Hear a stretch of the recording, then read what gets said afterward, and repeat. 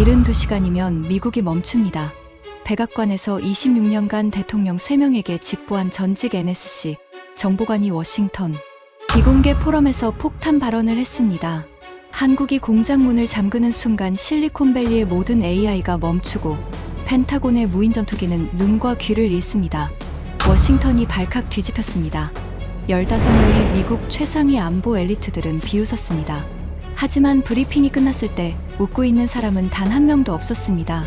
미국 최대 방산기업 부사장은 얼굴을 감싸며 무너졌고 전직 국무부 차관보는 우리가 관리당하고 있었다며 침묵했습니다. 반도체로 경제의 숨통을 쥐고 K방산으로 유럽의 국경을 대체하고 문화로 전 세계의 정신을 해킹한 대한민국. 그 충격적인 3중 인질극의 전말을 지금 공개합니다. 시작하기 전 구독과 좋아요 그리고 대한민국 화이팅 댓글로 한국을 응원해주세요. 그날 아침 워싱턴에는 벚꽃이 지고 있었습니다.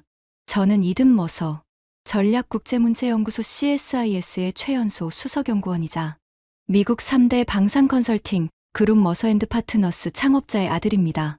32살의 펜타곤 자문위원 명함을 가진 사람은 워싱턴 전체를 뒤져봐도 저 하나뿐이었죠. 솔직히 말하면 그게 제 자랑이었습니다. 그런 제가 그날 브루킹스 연구소 앞에 서 있었던 건 순전히 호기심 때문이었습니다.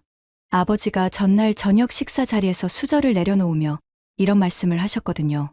내일 브루킹스 비공개 포럼에 초대장이 왔다. 데니얼 로건이 뭔가 터뜨릴 모양이야. 데니얼 로건. 그 이름은 워싱턴 안보 커뮤니티에서 일종의 전설이었습니다.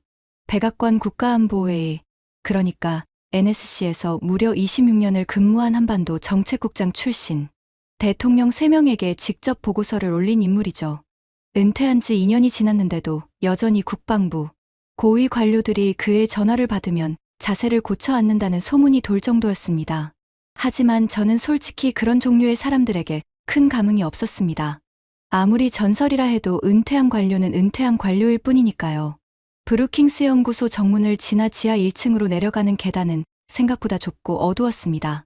두꺼운 방음문을 두 겹 통과하자 창문 하나 없는 직사각형 포럼실이 나타났습니다.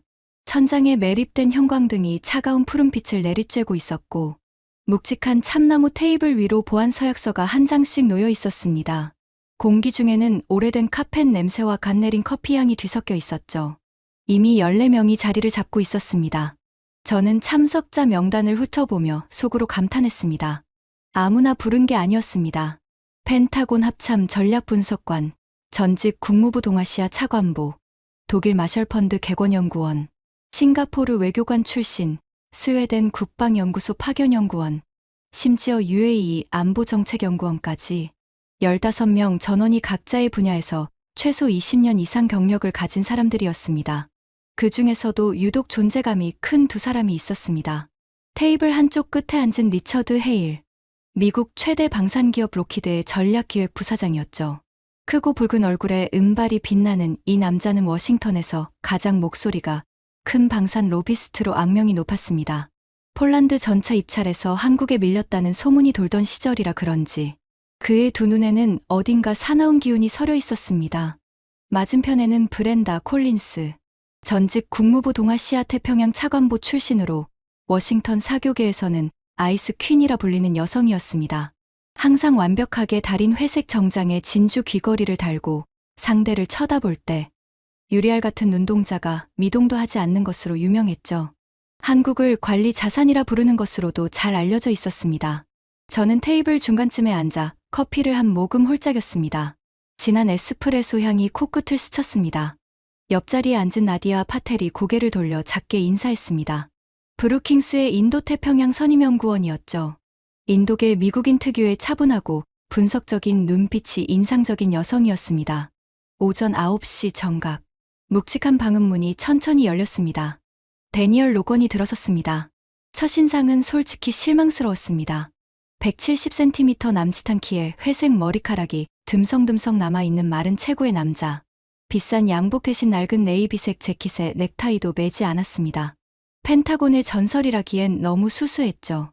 하지만 그가 교탁 앞에 서는 순간 공기가 변했습니다. 설명하기 어려운 감각이었습니다. 마치 방 안의 온도가 2도쯤 뚝 떨어진 것 같은 느낌이랄까요. 그의 눈동자 속에는 26년간 3명의 대통령에게 직보하며 쌓아온 무언가를 관통하는 묵직한 힘이 담겨 있었습니다. 로건은 인사도 자기소개도 하지 않았습니다. 가방에서 리모컨을 꺼내 벽면 대형 스크린을 켰습니다. 세계 지도가 떴습니다. 그리고 아무 말 없이 빨간 X를 하나씩 그어 나갔습니다. 러시아 위에 X, 중국 위에 X, 이란 위에 X, 북한 위에 X. 15명의 시선이 일제히 스크린에 박혔습니다. 리처드 헤일이 코웃음을 치며 커피잔을 내려놓았습니다. 로건이 드디어 입을 열었습니다. 오늘 제가 26년 동안 3명의 대통령에게 끝내 올리지 못했던 보고서 하나를 여러분 앞에서 공개하겠습니다. 목소리는 낮았지만 지하 포럼실 전체를 집어삼킬 듯 울렸습니다. 등 뒤 환기구에서 나오는 바람이 갑자기 서늘하게 느껴졌습니다. 여러분이 지금 이 순간 가장 두려워해야 할 나라를 말하겠습니다. 로건이 리모컨을 한 번 더 눌렀습니다. 빨간 X가 찍힌 러시아, 중국, 이란, 북한이 모두 흐려지며 사라졌습니다. 러시아도 아닙니다. 중국도 아닙니다. 이란은 더더욱 아닙니다. 스크린에 단 하나의 나라만 남았습니다. 태극기가 천천히 확대되며 화면 전체를 채웠습니다. 대한민국입니다. 3초간의 정적. 그리고 그 정적을 깨뜨린 것은 리처드 헤일의 비웃음이었습니다. 잠깐만요. 리처드 헤일이 의자를 뒤로 젖히며 큰 소리로 웃었습니다. 커피잔 속 액체가 출렁거렸죠. 그의 웃음소리가 밀폐된 포럼실 안에서 유독 크게 울렸습니다. 로건 국장님, 혹시 은퇴하시고 유튜브라도 시작하실 겁니까? 여기저기서 킥킥거리는 소리가 터져 나왔습니다. 리처드가 손바닥으로 테이블을 한번 치며 말을 이었습니다. 한국이요? 그 케이팝이나 추구 삼겹살이나 구워 먹는 나라가 미국의 위협이라고요? 제가 이 업계에서 32년을 먹었는데 이런 개그는 처음 듣습니다. 로건은 미동도 하지 않았습니다. 스크린의 태극기를 배경으로 서 있는 그의 표정은 철가면처럼 굳어 있었습니다. 하지만 리처드는 멈추지 않았습니다. 한국 무기. 제가 솔직하게 말씀드릴까요? 리처드가 몸을 앞으로 기울이며 입꼬리를 비틀었습니다. 우리 기술 베껴서 철판 붙이고 페인트 칠한 다음에 반값에 파는 아시아판 짝퉁 공장이죠. 방산을 30년 넘게 해봤으니까 제가 따갑니다. K2 전차, 에이브럼스의 여러 카피본에 불과해요. 저도 속으로 고개를 끄덕이고 있었습니다. 솔직히 리처드의 말이 과격하긴 했지만 틀린 말은 아니라고 생각했거든요. 아버지도 비슷한 이야기를 하셨으니까요. 한국은 우리가 만들어 놓은 무대 위에서 춤추는 나라라고요. 그때 브렌다 콜린스가 찬물 같은 목소리로 입을 열었습니다. 로건 국장님. 진주 귀걸이가 형광등빛에 차갑게 반짝였습니다. 저는 국무부에서 한반도를 8년간 담당했습니다. 한국이라는 나라의 전략적 가치는 충분히 이해해요. 브렌다가 테이블 위에 깍지를 끼며 눈을 가늘게 떴습니다. 하지만 위협이라는 단어는 어울리지 않습니다. 한국은 우리가 전시작 전통제권을 쥐고 있는 나라예요.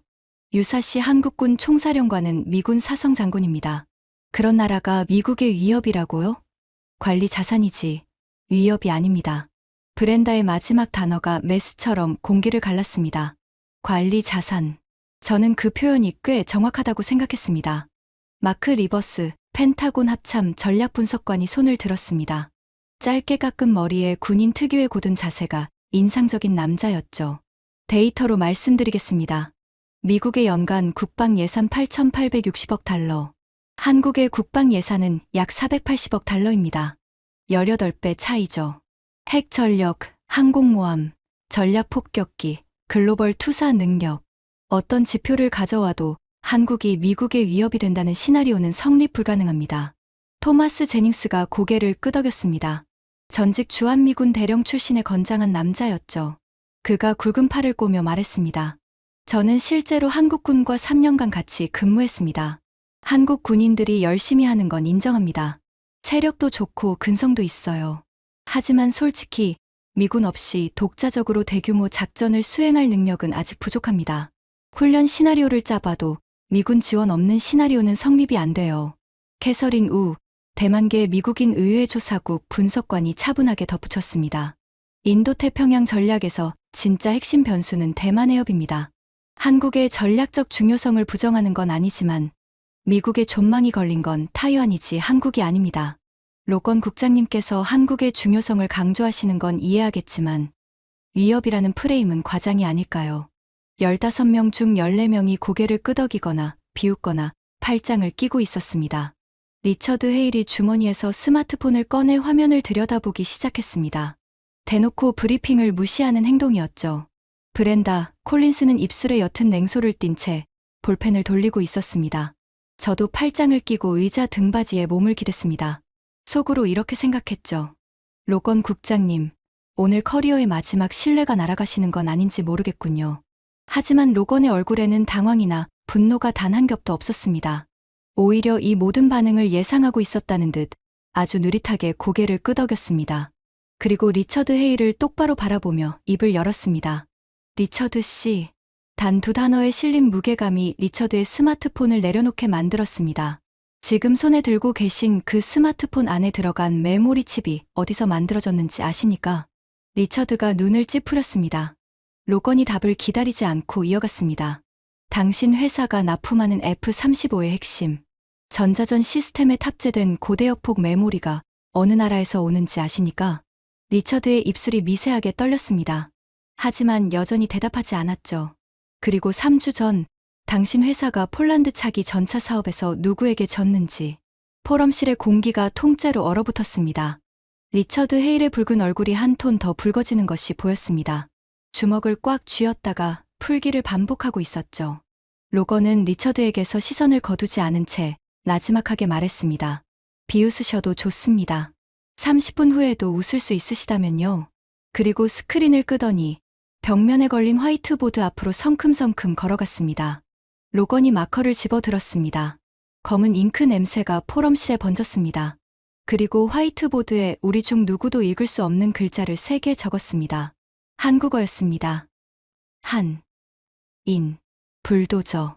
참석자들이 서로의 얼굴을 힐끔거렸습니다. 사이먼 베커, 독일 마셜펀드에서 온 객원연구원이 안경을 올리며 중얼거렸죠. 한국어를 읽을 수 있는 사람이 여기 있나요? 아무도 대답하지 않았습니다. 테이블 구석에 조용히 앉아 있던 한국 대사관 참사관 박서준이 잠깐 입술을 달싹였지만 아무 말도 하지 않았습니다. 로건이 각 글자 옆에 영어 발음을 적었습니다. 한, 인, 불도저. 이 3단어가 한국이라는 나라의 전략 코드를 해독하는 유일한 열쇠입니다. 리처드가 팔짱을 끼며 끼어들었습니다. 국장님, 여기는 안보 포럼이지 문화인류학 강의실이 아닙니다. 감정 분석은 심리학자한테 맡기시죠. 로건이 고개를 돌려 리처드를 바라봤습니다. 눈빛이 서늘했습니다. 리처드 씨, 내가 CIA의 비대칭 전략 데스크에서 일할 때 가장 먼저 배운 게 뭔지 아십니까? 리처드가 입을 다물었습니다. 적의 무기를 분석하는 건 하수가 하는 일이고 적의 정신을 분석하는 게 진짜 정보전이라는 겁니다. 포럼실이 조용해졌습니다. 로건이 화이트보드의 첫 번째 글자를 손가락으로 짚었습니다. 한. 이건 영어의 어떤 단어로도 번역이 불가능한 감정입니다. 로건이 한 발짝 앞으로 나왔습니다. 분노, 슬픔, 억울함, 그리고 그 밑바닥에서 끓어오르는 지독한 희망. 이 모든 것이 한꺼번에 뒤엉킨 거대한 용광로 같은 것이죠. 로건의 목소리가 한 톤 내려갔습니다. 하지만 여기서 진짜 소름 돋는 건 한국인들은 이 엄청난 에너지를 절대 밖으로 터뜨리지 않는다는 겁니다. 폭동을 일으키거나 전쟁을 선포하지 않아요. 대신 이 살기를 자기 안으로 깊숙이 삼킵니다. 나디아 파텔이 메모를 하기 시작했습니다. 다른 사람들은 여전히 회의적인 표정이었지만 적어도 더 이상 웃지는 않았습니다. 로건이 두 번째 글자를 짚었습니다. 인. 참을 인. 이 글자의 원래 형태는 칼날 위에 심장이 놓인 모양입니다. 로건이 마커로 그 형태를 대충 그리며 말을 이었습니다. 적의 칼날이 자기 심장을 파고드는 고통을 묵묵히 견뎌내겠다는 뜻이에요. 비명을 지르지도 살려달라고 빌지도 않습니다. 상대가 완전히 방심할 때까지 단 한 번의 반격으로 끝장낼 수 있을 때까지 참습니다. 포럼실의 공기가 무거워지고 있었습니다. 형광등이 내뿜는 차가운 빛 아래에서 로건의 그림자가 길게 늘어져 있었죠. 로건이 3번째 단어를 손바닥으로 세게 내리쳤습니다. 탁 하는 소리가 포럼실에 울렸습니다. 불도저. 한국인들이 마침내 인내를 끝내고 움직이기 시작하면 그때는 불도저처럼 밀어붙입니다. 자비도, 타협도, 중간 지점도 없습니다. 상대의 뼈가 완전히 가루가 될 때까지 멈추지 않아요. 줄리아 노르드, 스웨덴 국방연구소에서 온 금발의 연구원이 조심스럽게 손을 들었습니다. 그게 북한의 행동 패턴과 뭐가 다른 건가요? 예측 불가능하다면 그건 북한 아닙니까? 로건이 기다렸다는 듯 고개를 저었습니다. 아주 좋은 질문입니다. 북한은 세상에서 가장 예측하기 쉬운 나라예요. 도발하고 협박하고 때를 써서 양보를 받아냅니다. 패턴이 뻔하죠. 로건이 줄리아를 정면으로 바라보며 말했습니다. 하지만 한국은 전혀 다릅니다. 한국의 반응은 전 세계 어떤 슈퍼컴퓨터로도 예측하지 못합니다. 마크 리버스가 의아한 표정으로 끼어들었습니다. 왜죠? 민주주의 국가면 의사결정 과정이 투명하지 않습니까? 로건의 입꼬리가 아주 미세하게 올라갔습니다. 왜냐하면 한국은 절대 경고를 하지 않기 때문입니다. 저는 그 순간 등골을 타고 차가운 것이 흘러내리는 걸 느꼈습니다. 경고를 하지 않는다. 그 한 문장이 머릿속에서 이상하게 메아리쳤습니다. 로건이 화이트보드 앞을 천천히 걸으며 설명을 이어갔습니다. 미국이나 중국 같은 강대국은 분쟁이 생기면 단계적으로 움직입니다. 먼저 외교적으로 항의하고 경제적 압박을 걸고 최종적으로 군사력을 암시하죠. 로건이 손가락을 하나씩 꺾으며 말했습니다. 이런 순서를 밟기 때문에 상대도 어느 정도 예측하고 대비할 시간을 벌 수 있습니다. 하지만 한국은 이 모든 과정을 생략해버립니다. 로건이 우리를 한 명씩 쳐다보며 말했습니다. 상대가 선을 넘으면 경고도 없이 협상, 테이블도 없이 상대가 돌이킬 수 없는 가장 치명적인 방식으로 숨통을 끊어버립니다. 리처드가 코방귀를 뀌며 중얼거렸습니다. 영화 대사 같군요. 로건이 리처드를 무시하고 마커를 내려놓았습니다. 그리고 목소리를 한 톤 더 낮추며 말했습니다. 좋습니다. 지금 제가 한 말이 허풍이라고 생각하는 분들이 계시니까 증거를 보여드리겠습니다. 로건이 화이트보드에 새로운 글자를 적기 시작했습니다. 이번에는 영어였습니다. 숫자 2개, 12vs 330점.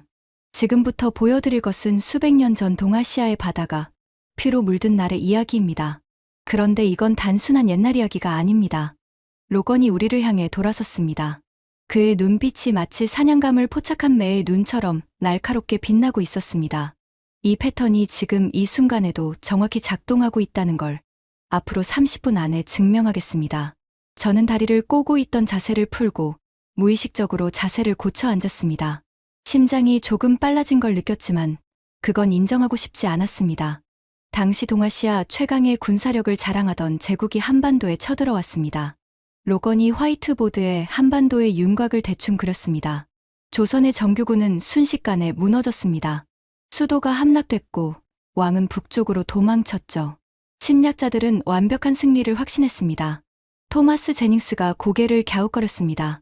그러면 그 나라는 거기서 끝난 거 아닙니까? 로건이 차갑게 미소를 지었습니다. 보통의 나라였다면 끝이었겠죠. 하지만 바로 여기서 전 세계 전쟁사에 유례가 없는 일이 벌어집니다. 로건의 두 눈이 번뜩였습니다. 정규군이 무너지자 전국 각지에서 유령 같은 군대가 솟아나기 시작한 겁니다. 농민들이, 승려들이, 학자들이 아무도 시키지 않았는데 스스로 무기를 들고 적의 목을 베기 시작했어요. 로건이 잠시 멈추며 우리를 둘러보았습니다. 왕이 시킨 것이 아닙니다. 정부가 돈을 준 것도 아니에요. 오직 나라를 지키겠다는 맹목적인 분노 하나로 전 국민이 자발적으로 무장한 겁니다. 저는 팔뚝에 소름이 돋는 걸 느꼈습니다. 하지만 인정하지 않았습니다. 그리고 바다에서는 이 전쟁의 판을 완전히 뒤엎어 버린 인물이 한 명 있었습니다. 로건이 화이트보드의 숫자를 손가락으로 짚었습니다. 12vs 330점, 단 12척의 부서진 배로 330척의 대함대와 맞붙어 31척을 바닷속에 수장시켰습니다. 나머지는 혼비백산하여 도주했죠. 리처드가 입을 삐죽 내밀며 말했습니다. 물리적으로 불가능합니다. 적도 그렇게 생각했습니다. 로건이 리처드를 향해 한 발짝 다가갔습니다. 고작 12척이니까 이미 끝난 거라고 축배를 들었죠. 하지만 그 방심이 목숨을 앗아갔습니다. 로건이 화이트보드의 좁은 해협의 형태를 그렸습니다. 그는 물살이 지옥처럼 거센 좁은 해협으로 적의 대함대를 유인했습니다. 조류가 바뀌는 정확한 시간을 미리 계산해 두고 있었어요. 거대한 함대가 그 좁은 통로에서 물살에 휩쓸려 서로 부딪히고 엉키는 바로 그 찰나를 노린 겁니다. 로건이 주먹을 불끈 쥐었습니다. 12척이 뿜어낸 포화 앞에서 서로 엉킨 330척의 배들은 거대한 불쏘시개에 불과했어요. 단 하루 만에 완벽한 도살이 끝났습니다. 포럼실이 진공 상태처럼 고요해졌습니다. 나디아 파텔이 작게 중얼거렸습니다. 그녀의 목소리에는 미세한 떨림이 있었습니다. 경고 없이 반격. 상대가 가장 방심한 순간에 가장 치명적인 방식으로. 비대칭 전략의 교과서적 패턴이에요. 로건이 나디아를 향해 고개를 끄덕였습니다. 정확합니다. 리처드가 팔짱을 끼며 쏘아붙였습니다. 수백 년 전 범선이 부딪히는 낭만적인 옛날 이야기가 현대 안보랑 무슨 상관입니까? 여기는 역사학 수업이 아닙니다. 저도 솔직히 같은 생각이었습니다. 감동적인 이야기이긴 하지만 이건 어디까지나 과거의 전쟁입니다. 칼과 활의 시대가 반도체와 미사일의 시대에 무슨 의미가 있단 말인가. 하지만 로건은 리처드의 반박에 오히려 만족스러운 표정을 지었습니다. 리처드 씨, 딱 그 질문을 기다리고 있었습니다. 로건이 마커를 내려놓고 양손을 교탁에 짚었습니다. 지금부터 보여드릴 것은 수백 년 전의 이 사냥법이 지금 이 순간 여러분이 매일 아침 읽는 월스트리트 전광판 위에서 정확히 똑같은 방식으로 작동하고 있다는 증거입니다. 로건이 스크린을 다시 켰습니다. 이번에는 그래프와 숫자가 가득한 화면이 떴습니다. 그리고 이 증거들을 다 보고 나면 이 방에 계신 15명 중 절반은 오늘 밤잠을 못 이루실 겁니다. 저는 커피잔을 내려놓았습니다. 손이 미세하게 떨리고 있었지만 테이블 아래로 감췄습니다. 5분 전까지만 해도 이 브리핑을 비웃고 있던 저였습니다. 하지만 심장은 이미 빠르게 뛰고 있었고 머릿속에 오만함을 걷잡을 수 없는 불안감이 잠식해 들어오기 시작했습니다. 포럼실의 형광등이 미세하게 깜빡였습니다. 마치 이 지하 벙커 자체가 긴장하고 있는 것 같았습니다. 로건이 화이트보드에 적힌 12-330을 손가락으로 톡 건드렸습니다. 자, 이 숫자의 의미를 제대로 이해하려면 당시 상황을 정확히 알아야 합니다. 로건이 화이트보드에 한반도 윤곽을 다시 한번 그리며 설명을 이어갔습니다. 정규군이 무너지고 수도가 함락되고 왕이 도주한 상태. 침략군은 바다까지 완벽하게 장악하려 했습니다. 330척의 대함대를 끌고 왔어요. 당시 동아시아에서 이 규모의 해군력은 곧 절대적인 멸망 선고와 같았습니다. 로건이 잠시 멈추며 물을 한 모금 마셨습니다. 그런데 이 함대를 막아야 할 조선의 해군에게 남은 배가 딱 12척이었습니다. 마크 리버스가 고개를 갸웃거렸습니다. 12척이면 함대라고 부르기도 민망한 숫자 아닙니까? 현대 기준으로 치면 구축함 한 척 분량도 안 되는 화력입니다. 맞습니다. 그래서 침략군의 장수들은 축하주를 돌렸어요. 12척은 이미 죽은 시체나 마찬가지라고요. 로건이 화이트보드에 좁고 구불구불한 해협을 그렸습니다. 하지만 이 해군을 이끌던 장수는 세상의 모든 상식을 비웃는 인물이었습니다. 그는 울돌목이라는 물살이 지옥처럼 거세고 폭이 극도로 좁은 해협을 전장으로 선택했어요. 로건이 손가락으로 해협의 좁은 목 부분을 짚었습니다. 여기서 핵심은 이겁니다. 이 해협은 하루에 4번 조류가 바뀝니다. 물살의 방향과 세기가 완전히 뒤집히는 거예요. 그는 이 조류 변환의 정확한 시간을 미리 계산해 두고 있었습니다. 나디아 파텔이 펜을 멈추고 고개를 들었습니다. 유인 전술이군요. 적을 좁은 공간으로 끌어들여 수적 우위를 무력화시키는. 정확합니다. 파텔 박사. 로건이 고개를 끄덕이며 설명을 이어갔습니다. 330척의 거대한 함대가 그 좁은 해협에 밀려 들어왔습니다. 12척을 쓸어버리려고요.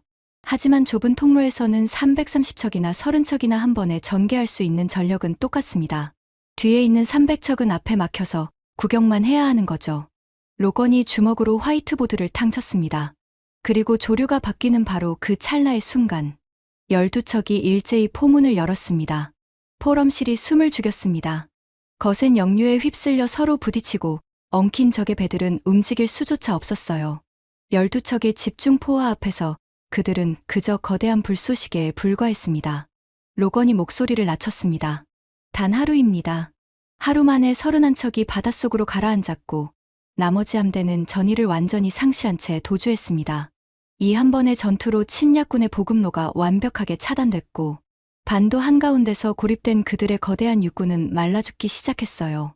로건이 마커를 내려놓으며 우리를 돌아봤습니다.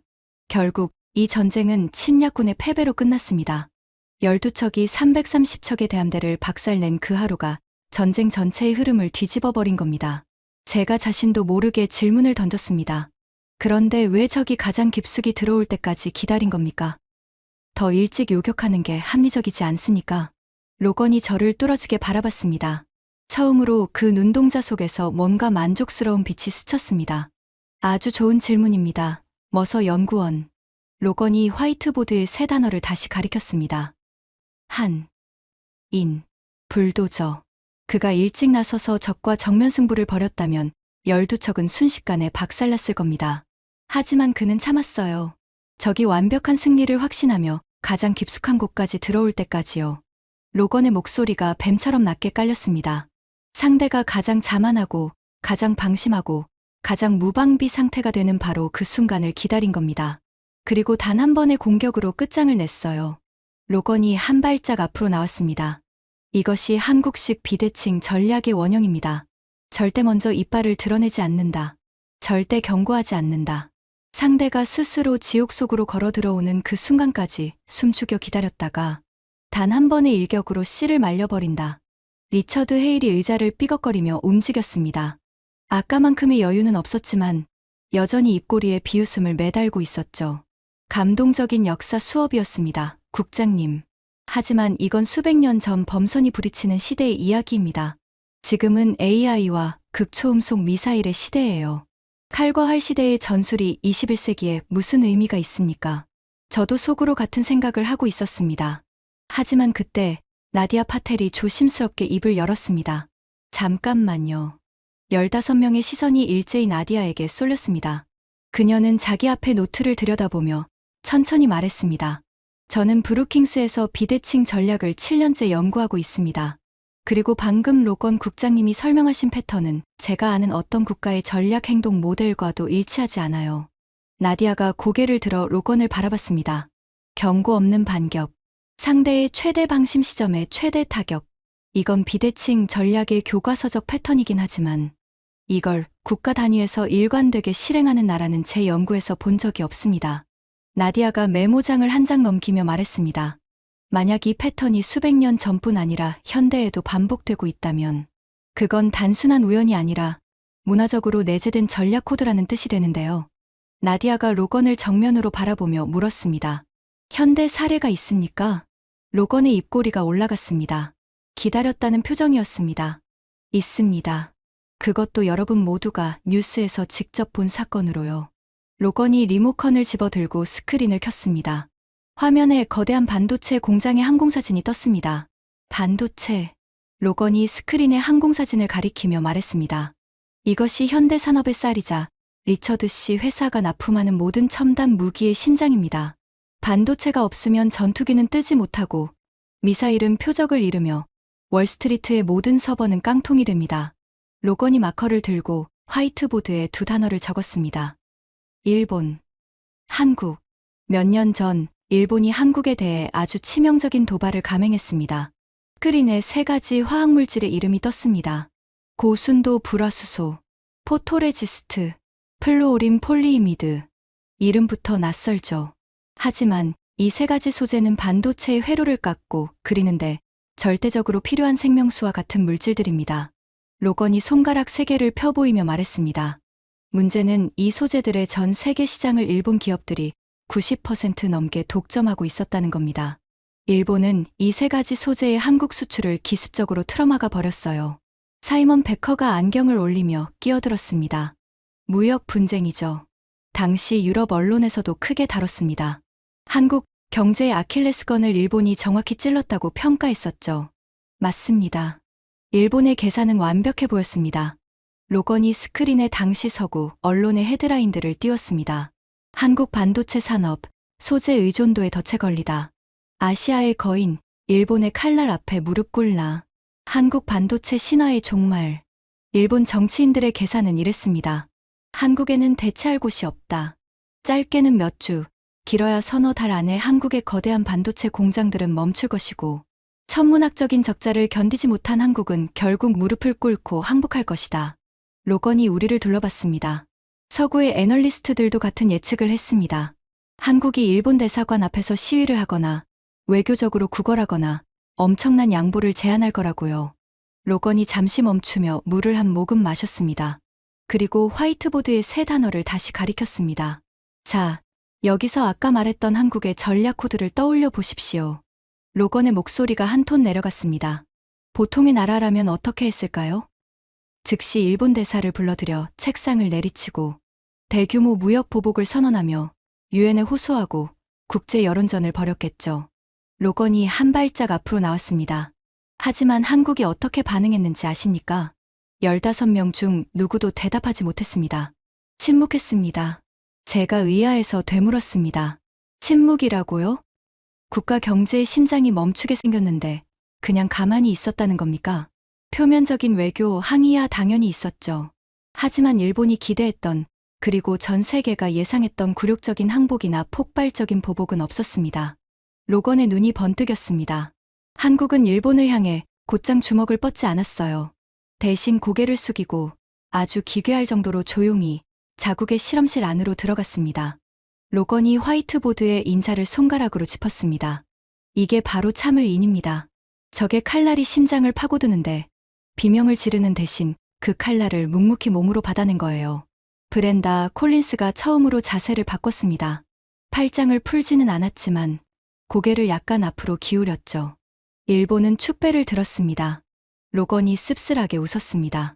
서구 애널리스트들은 한국이 현실을 부정하고 있다며 비웃었죠. 하지만 그들은 한국의 그 지독한 한이 어떻게 폭발하는지 전혀 몰랐던 겁니다. 로건이 손가락을 하나씩 꺾으며 말했습니다. 정부는 긴급 예산을 며칠 만에 편성해서 쏟아부었습니다. 평소 같으면 경쟁사끼리 총을 겨누던 기업들이 서로의 기밀 기술을 공유하며 벽을 허물었어요. 그리고 연구원들은 집에 가는 것을 포기한 채 하얀 방진복을 입고 클린룸에서 밤을 새우며 실패를 반복했습니다. 로건이 우리를 한 명씩 쳐다보며 물었습니다. 왜 그랬을까요? 아무도 대답하지 못했습니다. 단순히 회사를 살리기 위해서가 아닙니다. 이 굴욕을 두 번 다시 겪지 않기 위해서 자신들의 목줄을 쥔 적의 손목을 아예 통째로 잘라내 버리기 위해서였습니다. 로건이 화이트보드에 큰 글씨로 적었습니다.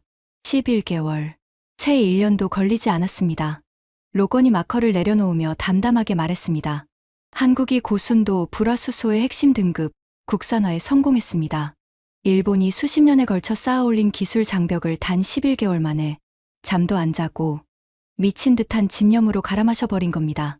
사이먼 베커가 안경을 벗으며 끼어들었습니다. 그 부분은 사실입니다. 일본 경제산업성 내부에서도 전략적 실패라는 결론이 나왔어요. 제가 베를린에서 관련 보고서를 직접 읽었습니다. 로건이 고개를 끄덕였습니다. 결과가 어떻게 됐는지 보시죠. 스크린에 두 개의 그래프가 나란히 떴습니다. 한국의 반도체 공장은 단 하루도 멈추지 않았습니다. 오히려 핵심 소재를 직접 통제하게 되면서 생산효율이 폭발적으로 올라갔어요. 로건이 두 번째 그래프를 가리켰습니다. 반면 일본의 소재 기업들은 전 세계에서 가장 거대한 고객을 하루아침에 잃어버렸습니다. 한국향 매출이 40% 넘게 폭락했고 그들이 자랑하던 독점적 지위에 돌이킬 수 없는 균열이 생기기 시작했죠. 로건이 걸음을 멈추며 우리를 정면으로 바라봤습니다. 한국의 목을 조르려다가 자기 손으로 자신들의 독점 시장에 구멍을 내버린 꼴이 된 겁니다. 포럼실, 여기저기서 숨을 삼키는 소리가 들렸습니다. 나디아 파텔이 손을 들었습니다. 잠깐, 이건 이순신의 울돌목 패턴과 구조적으로 완벽하게 동일합니다. 나디아가 자기 앞에 메모를 가리키며 정리했습니다. 첫째, 상대의 공격을 정면으로 맞받아치지 않고 흡수했다. 둘째, 상대가 승리를 확신하며 방심하는 동안 내부에서 준비를 완료했다. 셋째, 준비가 끝나자 경고 없이 반격해서 상대의 핵심 구조 자체를 파괴했다. 나디아가 로건을 바라봤습니다. 이건 우연의 일치가 아닙니다. 문화적으로 내재된 전략 행동 패턴이에요. 수백 년 간격을 두고 같은 구조가 반복되고 있어요. 줄리아 노르드가 고개를 끄덕이며 중얼거렸습니다. 스웨덴 국방연구소에서도 비슷한 분석을 본 적이 있습니다. 한국의 위기 대응 속도가 비정상적이라는 보고서였어요. 분위기가 미묘하게 달라지고 있었습니다. 5분 전까지 코웃음을 치던 사람들 중 서너 명이 이제 진지한 표정으로 메모를 하고 있었습니다. 하지만 리처드 헤일은 여전히 팔짱을 끼고 있었습니다. 그리고 브렌다, 콜린스의 유리알 같은 눈동자도 여전히 냉정함을 잃지 않고 있었죠. 리처드가 콧방귀를 뀌며 말했습니다. 재미있는 이야기입니다만 결국 일본 소재, 기업과의 무역 분쟁에서 이겼다는 거 아닙니까? 일본은 미국이 아닙니다. 경제 규모도, 기술력도, 군사력도 차원이 다르죠. 리처드가 의자를 뒤로 젖히며 오만한 미소를 지었습니다. 한국이 일본한테 이긴 건 축하해 줄게요. 하지만 그게 미국의 위협이 된다고? 어림도 없는 소리입니다. 로건이 리처드를 바라봤습니다. 그 시선에는 연민과 차가운 확신이 동시에 담겨 있었습니다. 리처드 씨, 방금 하신 말씀이 정확히 일본이 했던 착각과 같습니다. 로건이 스크린을 한 번 더 바꿨습니다. 화면에 세 글자가 크게 떴습니다. HBM. 지금부터 보여드릴 것은 일본 이야기가 아닙니다. 미국 이야기입니다. HBM. 고대 역폭 메모리. 로건이 화이트보드에 큰 글씨로 적으며 말했습니다. 이것이 여러분이 매일 아침 월스트리트 전광판을 보며 환호하는 AI 혁명의 진짜 심장입니다. 그리고 동시에 미국이 절대 입 밖으로 크게 꺼내지 않는 끔찍한 아킬레스건의 이름이기도 하죠. 캐서린 우가 고개를 갸웃거렸습니다. AI의 핵심은 엔비디아의 GPU 아닙니까? HBM은 보조 부품에 불과한 걸로 알고 있는데요. 로건이 고개를 저었습니다. 그게 바로 실리콘밸리가 여러분에게 보여주고 싶은 그림입니다. 화려한 무대 위에 스타는 엔비디아의 칩이죠. 하지만 그 칩이 작동하려면 상상을 초월하는 양의 데이터가 동시에 쏟아져 들어가야 합니다. 로건이 손으로 물이 폭포처럼 쏟아지는 신용을 했습니다. 엔비디아의 칩이 아무리 천재적인 연산 능력을 갖추고 있어도 데이터를 실어 나르는 도로가 좁으면 시스템 전체가 먹통이 됩니다. 그 비싼 칩은 열만 뿜어내는 거대한 난로에 불과해지는 거예요. 로건이 화이트보드에 HBM을 손가락으로 짚었습니다. 데이터를 빛의 속도로 쏟아부을 수 있는 완벽한 초고속도로. 그게 HBM입니다. AI의 진짜 혈관이에요. 마크 리버스가 끼어들었습니다. 그 정도는 알고 있습니다. 하지만 미국에도 마이크론이 있지 않습니까? 왜 한국만이 문제가 됩니까? 로건이 스크린에 원형 그래프를 띄웠습니다. 빨간색이 화면의 거의 전부를 채우고 있었습니다. 옆에 숫자가 떠 있었죠. 92%. 전 세계 최첨단 HBM 시장에서 한국의 SK하이닉스와 삼성이 차지하는 점유율입니다. 포럼실에 무거운 침묵이 내려앉았습니다. 나머지 8%가 마이크론을 포함한 전 세계 나머지의 몫입니다. 그리고 그 8%마저도 최상위 제품군에서는 한국 기업들과 기술 격차가 2년에서 3년 벌어져 있어요. 로건이 리모컨을 내려놓으며 우리를 둘러봤습니다. 자, 이제 시나리오를 하나 돌려보겠습니다. 로건의 목소리가 한 톤 더 내려갔습니다. 포럼실의 온도가 또 한 번 떨어진 것 같았습니다. 오늘 오후 3시, 한국 정부가 HBM의 전략물자 지정과 수출 허가제 시행을 발표합니다. 사실상의 수출 통제입니다. 로건이 손가락을 하나씩 꺾기 시작했습니다. 72시간 안에 실리콘밸리의 모든 AI 데이터 센터는 신규 서버 증설을 중단합니다. 재고가 바닥나기 시작하니까요. 로건이 두 번째 손가락을 꺾었습니다. 일주일 안에 엔비디아의 차세대 칩 출하가 지연됩니다.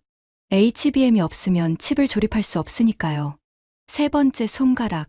2주 안에 챗GPT는 응답 속도가 눈에 띄게 느려집니다. 구글의 제미나이도 마찬가지입니다. 미국의 모든 AI 서비스가 성능 저하를 경험하기 시작합니다. 네 번째 손가락. 1개월 안에 월스트리트의 AI 관련 주식에서 최소 1조 2천억 달러가 증발합니다. 연금 펀드, 대학 기부금, 개인 투자자 할 것 없이 모두가 패닉에 빠집니다. 로건이 주먹을 꽉 쥐며 마지막을 던졌습니다. 그리고 여기가 진짜 무서운 부분입니다. 로건이 저를 똑바로 쳐다봤습니다. 머서 연구원. 아버지 회사의 최대 고객이 펜타곤이시죠? 심장이 쿵 내려앉았습니다. 어떻게 그걸 알고 있는 거지? 저는 고개를 끄덕일 수밖에 없었습니다.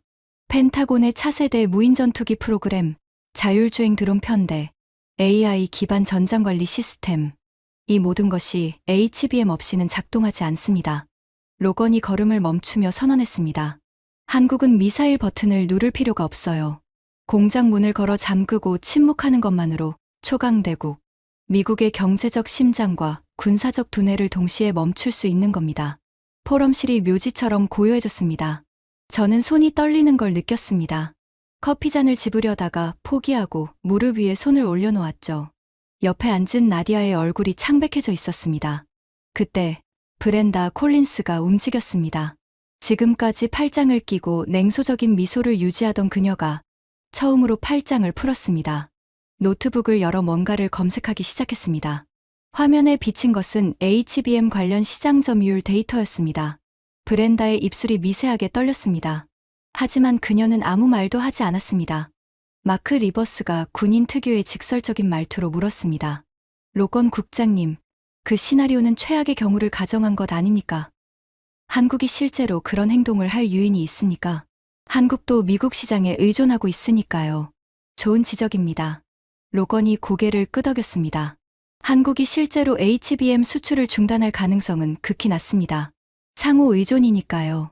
하지만 핵심은 그게 아닙니다. 로건이 화이트보드를 가리키며 말했습니다. 핵심은 그들에게 그럴 능력이 있다는 겁니다. 그리고 미국은 그 능력이 행사될 가능성을 완전히 차단할 수단이 없다는 것이죠. 로건이 한 발짝 다가오며 목소리를 낮췄습니다. 일본도 같은 착각을 했습니다.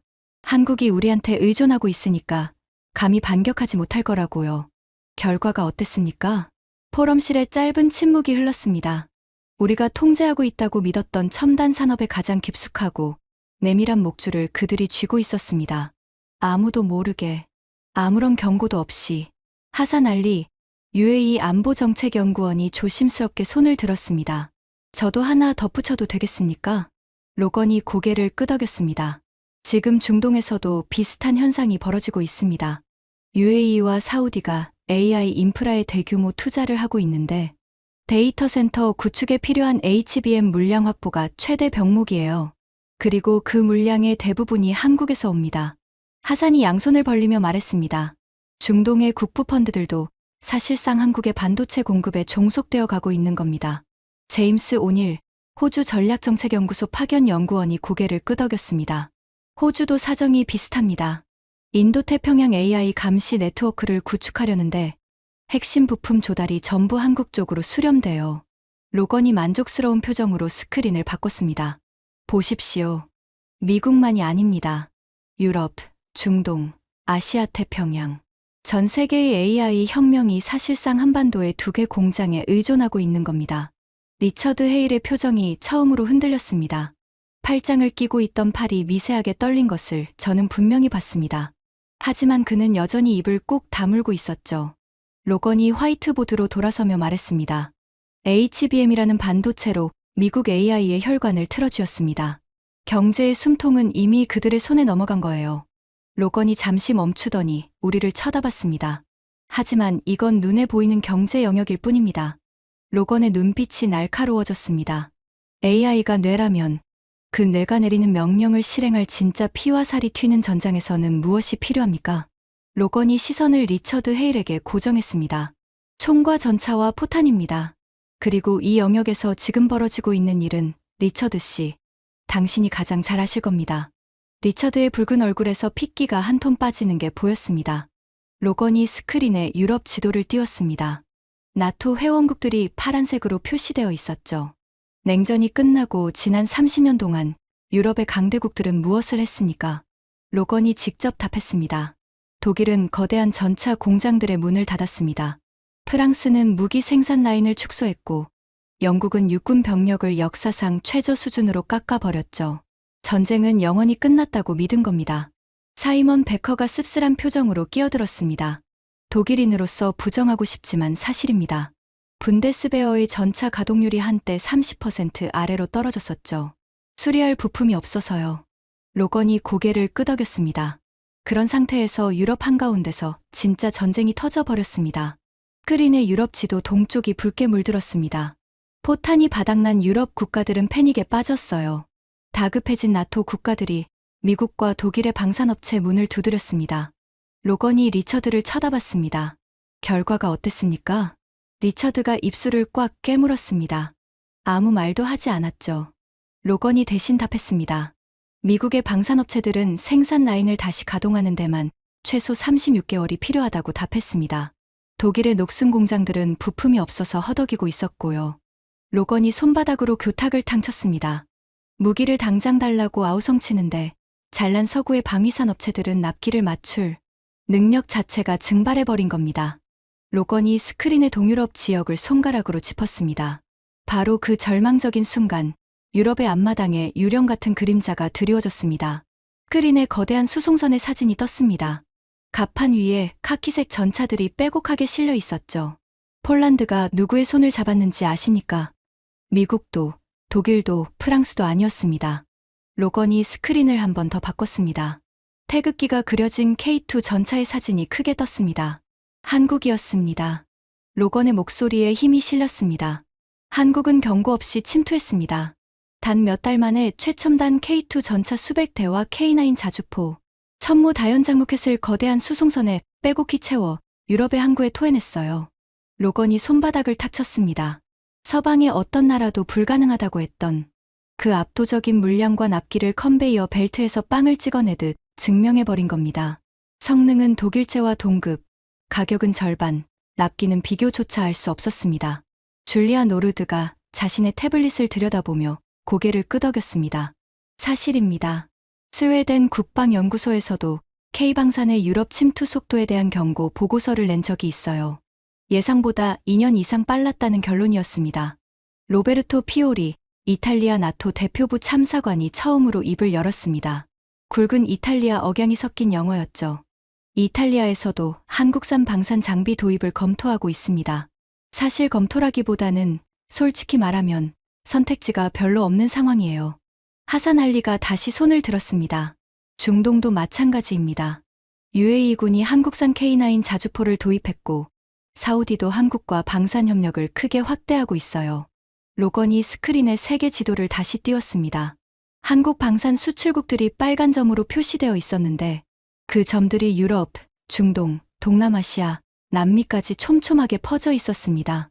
폴란드, 루마니아, 에스토니아, 노르웨이, 핀란드, UAE, 호주, 말레이시아. 현재 한국 방산 수출 계약 총액은 380억 달러를 넘어섰습니다. 로건이 리처드를 향해 천천히 걸어갔습니다. 리처드 씨, 제가 하나 여쭤보겠습니다. 리처드의 목이 미세하게 움직였습니다. 침을 삼킨 것 같았죠. 당신 회사가 폴란드 차기 주력전차 사업에 에이브럼스를 제안했을 때 납기를 몇 개월로 제시했습니까? 리처드가 이를 악물며 대답했습니다. 36개월입니다. 36개월. 3년이요. 로건이 고개를 끄덕였습니다. 한국이 같은 사업에 K2를 제안했을 때 납기는 몇 개월이었는지 아십니까? 리처드가 대답하지 않았습니다. 로건이 직접 답했습니다. 6개월입니다. 그리고 실제로 6개월 만에 1차 물량을 인도했어요. 당신이 36개월 납기를 제시하며 회의실에서 파워포인트를 넘기고 있을 때 한국은 이미 전차를 배에 싣고 대서양을 건너고 있었던 겁니다. 리처드의 얼굴에서 핏기가 빠졌습니다. 주먹을 꽉 쥐었다가 풀기를 반복하고 있었죠. 저는 그 모습을 보며 아버지의 얼굴이 겹쳐 보였습니다. 아버지도 폴란드건에 대해 비슷한 이야기를 하셨으니까요. 하지만 리처드는 아직 항복하지 않았습니다. 값이 싸니까 선택한 거 아닙니까? 싼 게 비지떡이라는 말 모릅니까? 5년 후에 부품 목구에서 고철되는 꼴을 보게 될 겁니다. 로건이 차갑게 웃었습니다. 그 부분도 답을 드리죠. 로건이 화이트보드에 새로운 내용을 적었습니다. 무기를 판다는 것은 단순히 철덩어리를 넘기는 게 아닙니다. 그 무기를 유지하기 위한 수십만 개의 부품, 군인들의 훈련 체계, 통신 시스템, 군사 교리 전체가 한국 방식으로 바뀐다는 뜻이에요. 로건이 손가락으로 동유럽을 두드렸습니다. 폴란드 육군의 심장이 이미 한국산 전차로 채워졌습니다. 한번 그 시스템에 들어가면 교체 비용이 천문학적이에요. 부품, 업그레이드, 훈련, 정비. 모든 것이 한국의 방산 생태계에 종속되는 겁니다. 로건이 우리를 정면으로 바라봤습니다. 유사시 러시아의 전차 부대를 나토의 동쪽 국경에서 막아내는 것은 이제 미국의 에이브럼스가 아닙니다.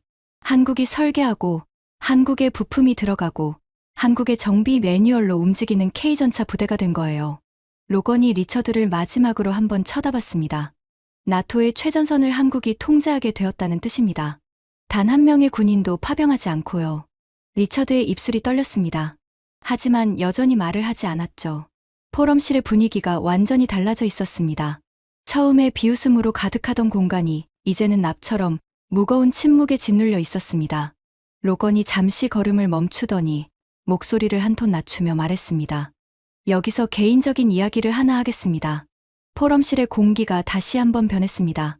로건의 눈빛에서 전략가의 냉정함이 사라지고 처음으로 어떤 인간적인 빛이 스쳤습니다. 제 아버지는 한국전쟁 참전 해병대원이었습니다. 제가 숨을 삼켰습니다. 주변에서도 의자가 삐걱거리는 소리가 들렸습니다. 1953년 아버지가 부산항에서 귀국선에 오를 때 뒤를 돌아보며 한 장의 사진을 찍으셨습니다. 로건이 주머니에서 낡은 흑백 사진 한 장을 꺼냈습니다. 손가락 사이에서 사진이 미세하게 떨리고 있었습니다. 폐허였어요. 건물이라고 부를 수 있는 것이 남아있지 않았습니다. 흙먼지와 잿더미 위를 맨발로 걸어 다니는 아이들, 기둥만 남은 학교터에 삼삼오오 모여 흙바닥에 글자를 쓰고 있는 아이들. 로건의 목소리가 미세하게 갈라졌습니다. 아버지는 그날 밤 일기에 이렇게 적으셨습니다. 로건이 사진을 내려놓으며 천천히 읊었습니다. 모든 것이 제가 됐는데 이 사람들의 눈빛만은 제가 되지 않았다. 기아와 전쟁과 절망이 모든 것을 빼앗았는데 그 눈빛만은 아무도 빼앗지 못했다. 만약 그 폐허에서 다시 일어날 민족이 있다면 한국인들이 유일할 것이다. 저 눈빛이 언젠가 세상을 뒤집어 놓을 거다. 포럼실이 완벽한 정적에 빠졌습니다. 환기구에서 나오는 바람 소리만이 미세하게 들릴 뿐이었습니다. 아버지는 그 말씀을 하신 뒤 40년을 더 사셨습니다. 삼성이 세계 1위 반도체 기업이 되는 걸 보셨고, 현대 자동차가 미국 고속도로를 달리는 걸 보셨고, 한국 드라마가 미국 거실의 TV를 점령하는 걸 보셨습니다. 로건이 잠시 숨을 고르며 말했습니다. 아버지가 돌아가시기 전 마지막으로 하신 말씀이 있습니다. 로건의 눈가가 붉어졌습니다. 하지만 목소리는 흔들리지 않았죠. 내 말이 맞았지. 그 눈빛은 거짓말을 하지 않는다. 저는 목구멍이 뜨거워지는 걸 느꼈습니다. 옆에 앉은 나디아 파텔이 조용히 안경을 벗어 눈가를 닫고 있었습니다. 토마스 제닝스가 고개를 숙이며 나지막하게 말했습니다. 저도 주한미군 시절에 봤습니다. 그 눈빛. 한국 군인들은 훈련할 때 다른 나라 군인들과 눈이 달랐어요. 뭐라고 설명하기 어려운데 그게 이거였군요. 로건이 화이트보드에 한 글자를 손가락으로 천천히 짚었습니다. 26년 동안 NSC에서 근무하면서 저는 아버지의 그 예언이 매년 더 정확해지는 걸 확인했습니다. 대통령에게 한반도 브리핑을 올릴 때마다 한국의 숫자가 말이 안 됐어요. 너무 빨랐고, 너무 정확했고, 너무 집요했습니다. 로건이 우리를 돌아봤습니다. 아버지의 눈에는 폐허 속의 눈빛이 보였고 26년간 저희 눈에는 그 눈빛이 산업과 기술과 군사력으로 변환되는 과정이 보였습니다. 로건이 마커를 집어들며 다시 전략가의 표정으로 돌아왔습니다.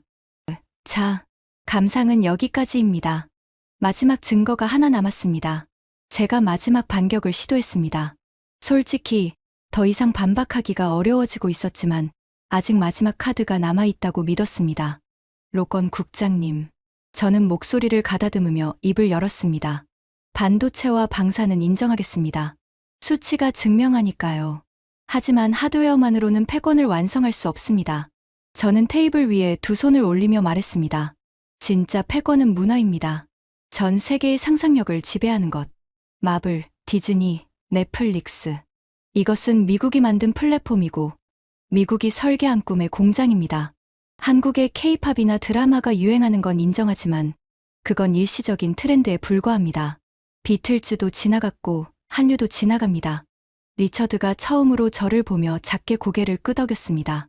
이 방에서 우리가 의견이 일치한 건 이번이 처음이었죠. 로건이 저를 한참 동안 바라봤습니다. 그리고 예상치 못한 질문을 던졌습니다. 여러분, 어젯밤에 침대에 누워서 잠들기 직전까지 손에 쥐고 있던 게 뭡니까? 아무도 대답하지 못했습니다. 스마트폰입니다. 로건이 천천히 걸으며 말을 이었습니다. 여러분은 눈을 뜨자마자 그 작은 직사각형 화면을 들여다봅니다. 밥을 먹을 때도, 화장실에서도, 심지어 길을 걸을 때도 현대인의 뇌는 사실상 그 작은 기계에 완벽하게 종속되어 있어요. 로건이 걸음을 멈추며 스크린을 바꿨습니다. 미국이 소프트 파워를 장악한 방식을 보십시오.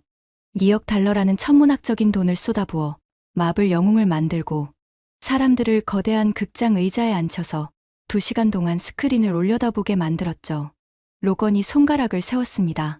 일본은 자신들만의 독특한 만화 생태계를 만들어 전 세계 팬들을 오른쪽에서 왼쪽으로 종이를 넘기게 만들었고요. 로건이 손가락을 내리며 말했습니다. 하지만 한국은 그 견고한 성벽을 향해 정면으로 돌격하지 않았습니다. 로건의 눈이 날카로워졌습니다. 강대국들이 선점한 극장이나 출판 시장이라는 기존의 전쟁터를 완전히 무시해버렸어요. 대신 인류가 가장 많은 시간을 보내는 아주 은밀하고 개인적인 공간으로 소리 없이 침투하는 게릴라전을 택했습니다. 로건이 화이트보드에 새로운 단어를 적었습니다. 웹툰. 여러분도 지하철에서 무심코 위에서 아래로 손가락을 쓸며 본 적이 있을 겁니다. 로건이 마커를 내려놓았습니다. 이것은 단순히 만화를 인터넷에 올린 게 아닙니다. 인간의 신체 구조상 가장 편안한 엄지손가락의 상하 운동에 맞춰 서사와 연출의 문법을 통째로 재발명한 겁니다. 스크롤의 속도와 여백을 조절해서 독자의 호흡과 심장, 박동까지 컨트롤하는 스마트폰 시대의 절대적 서사 형식을 만들어낸 거예요. 캐서린 우가 고개를 갸웃거렸습니다. 하지만 웹툰 시장 규모가 할리우드에 비하면 미미하지 않습니까? 시장 규모만 보면 그렇습니다. 로건이 고개를 끄덕였습니다. 하지만 핵심은 규모가 아니라 침투 경로입니다. 할리우드 영화를 보려면 극장에 가야 합니다. 시간과 돈을 써야 하죠. 하지만 웹툰은 주머니 속에 있어요. 침대에서, 화장실에서, 버스에서 아무 때나 엄지손가락 하나로 접속할 수 있습니다. 로건이 한 발짝 앞으로 나왔습니다. 그리고 한국은 형식만 해킹한 게 아닙니다. 서구 청년들의 감정의 밑바닥, 그 서늘한 결핍까지 정확하게 파고들었어요. 로건이 우리를 둘러보며 물었습니다. 미국의 영웅들은 어떤 존재입니까? 철제 슈트를 입은 억만장자거나 우주에서 온 초인들이죠. 화려하지만 지금 당장 학자금 대출에 허덕이고 미래가 보이지 않는 전 세계 젊은이들에게는 그저 다른 세상의 판타지에 불과합니다. 로건이 잠시 멈추며 목소리를 낮췄습니다. 하지만 한국의 콘텐츠가 보여주는 주인공들은 다릅니다. 반지하에 살고 빚에 쫓기며 가혹하고 불평등한 시스템의 맨 밑바닥에서 피를 흘리며 발버둥치는 철저한 약자들입니다. 로건이 두 작품의 이름을 말했습니다. 오징어 게임, 기생충. 왜 이 작품들이 전 세계를 뒤집어 놓았을까요? 로건이 직접 답했습니다. 그것은 허구가 아니라 자본주의의 늪에 빠져 절망하는 전 세계 청년들의 내면을 너무나도 잔혹하고 정밀하게 해부해버린 다큐멘터리였기 때문입니다. 로건이 다시 걸으며 설명을 이어갔습니다. 한국인들은 수천 년 동안 외세에 짓밟히고 억눌리며 살아남았습니다. 그래서 그들은 억울함의 무게를 알고 절망의 냄새를 맡을 줄 알아요. 벼랑 끝에 몰린 인간이 뿜어내는 그 끈적하고 날 것 그대로의 감정을 화면 밖으로 끄집어내는데 세계 최고의 전문가들인 겁니다. 로건이 우리를 정면으로 쳐다봤습니다. 전 세계의 젊은이들은 이제 할리우드의 빛나는 판타지에 열광하지 않습니다. 한국이 설계한 슬픔과 분노, 그리고 그 밑바닥에서 기어 올라오는 처절한 카타르시스에 자신의 영혼을 동기화하고 있어요. 포럼실이 조용했습니다. 로건이 마무리로 넘어갔습니다. 프랑스의 10대들은 한국 아이돌의 화장법을 따라하고 있습니다. 미국의 대학생들은 한국 드라마를 보며 자본주의의 부조리에 분노합니다. 남미의 청년들은 한국식 스크롤 연출에 뇌가 저려져 손가락을 멈출 수 없어요. 로건이 걸음을 멈추며 선언했습니다. 한국은 단 한 명의 군인도 국경 밖으로 보내지 않았습니다. 총알 한 발 쏘지 않았어요. 하지만 HBM으로 하드웨어를 인질로 잡고 K방산으로 물리적 방패를 뚫어버리더니 이제는 웹툰과 영상으로 인류의 정신까지 지배해버린 겁니다. 로건이 화이트보드로 돌아서서 큰 글씨로 적었습니다. 3중 인질극. 첫째, HBM 반도체로 세계 AI 경제의 혈관을 틀어쥐었습니다. 둘째, K방산으로 유럽의 물리적 국경을 대체했습니다. 셋째, 문화 콘텐츠로 전 세계 청년들의 정신을 해킹해버렸습니다. 로건이 마커를 내려놓으며 우리를 돌아봤습니다. 이 세 가지가 톱니바퀴처럼 맞물리며 지구상 어떤 국가도 모방할 수 없는 완벽한 비대칭, 지배 구조를 만들어낸 겁니다. 로건이 잠시 멈추더니 목소리를 한 톤 더 낮춰 말했습니다. 그런데 왜 이런 일이 가능했을까요? 왜 하필 한국이었을까요? 다른 나라는 왜 이걸 못하는 걸까요? 로건이 화이트보드를 깨끗이 지우고 상단에 큼지막하게 적었습니다. 다른 나라가 이 전략을 모방할 수 없는 5가지 이유. 그 답은 한국인들이 수천 년의 피눈물 속에서 벼려낸 서양의 언어로는 번역조차 불가능한 5가지 DNA에 숨어 있습니다. 로건이 화이트보드에 번호를 매기기 시작했습니다. 하나, 지정학적 저주. 로건이 한반도의 위치를 짚었습니다. 지도를 펼쳐 보십시오. 북쪽으로 중국과 러시아, 바다 건너 일본. 인류 역사상 가장 거대하고 잔혹한 제국들의 사방이 둘러싸인 위치입니다. 보통의 약소국이라면 수백 년 전에 지도에서 지워졌을 겁니다. 로건이 잠시 멈췄습니다. 하지만 그 저주가 역설적으로 상상할 수 없는 생존 본능을 만들어냈어요. 한순간이라도 방심하면 나라가 통째로 뜯어먹힌다는 걸 수천 년의 역사로 학습한 겁니다. 둘, 미친 속도의 압축 성장. 한국전쟁 직후 한국의 1인당 소득은 $67였습니다. 아프리카의 빈민국보다 가난했죠. 그런데 서구가 200년, 300년에 걸쳐 이룩한 산업혁명과 정보화혁명을 단 한 세대 만에 전부 해치워 버렸어요. 로건이 손가락 2개를 세웠습니다. 이 압축 성장이 뭘 의미하는지 아십니까? 한국인들은 변화를 두려워하지 않는다는 뜻입니다. 서양의 기업과 정부가 과거의 영광에 취해 안전한 길을 찾으며 머뭇거릴 때 한국인들은 낡은 것을 주저없이 부수고 새로운 판으로 뛰어듭니다. 셋, 위기 앞에 유기체적 결속. 로건의 목소리가 한 톤 낮아졌습니다. 국가 부도 사태가 한국을 덮쳤을 때의 일입니다. 월스트리트의 펀드 매니저들은 한국 경제가 끝났다고 샴페인을 터뜨렸죠.